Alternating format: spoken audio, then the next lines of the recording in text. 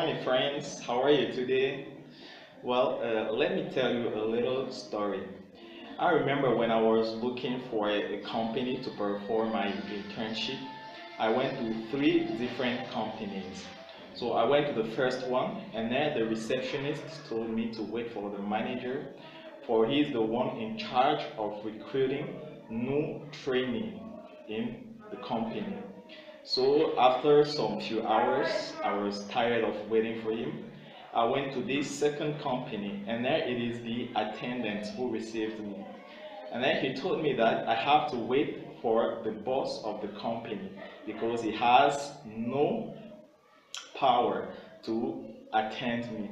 So there too, I was a little bit tired as usual, and I went to this last company, and there finally I had the opportunity to meet the CEO himself.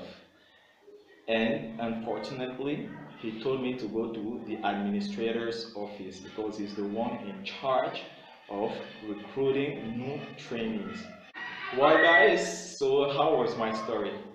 My name is Peter, and today we're going to talk about vocabulary and focus on three confusing English words, which are boss, administrator, and manager. All right, let us say in a company, the hierarchy is like this. We have the president or the CEO, we have the vice president, we have the manager, we have the supervisor, and we have employees. Well, let us begin with the manager. The manager is someone who has a level of control and responsibility over other people in a company or an organization. For example, in a restaurant, the manager would be responsible of making the sales people's schedules, organizing the restaurant, and attending any issue of the restaurant. Alright, let us talk about the boss now. The boss is just a word that simply refers to a person above you in a company or in an organization. For example, in a restaurant we've seen earlier, the manager can be the boss of the employees, even though he or she may also have a boss who might be the CEO or the vice president of the company or of the organization. Well, and finally, let us talk about the administrator. The administrator is a person who is in charge of administrative work. For example, working with documents, paperwork, information and data, and so on.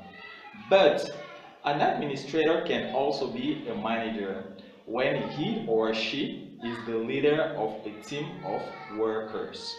Or an administrator can be a casual or a regular worker. Alright guys, I hope these three words will no longer be confusing to you. Keep practicing them at home, alone, with friends, with family, and even with co-workers. And come back to the comment section and write down your examples so that those who don't have the same English language level with you should also benefit from them.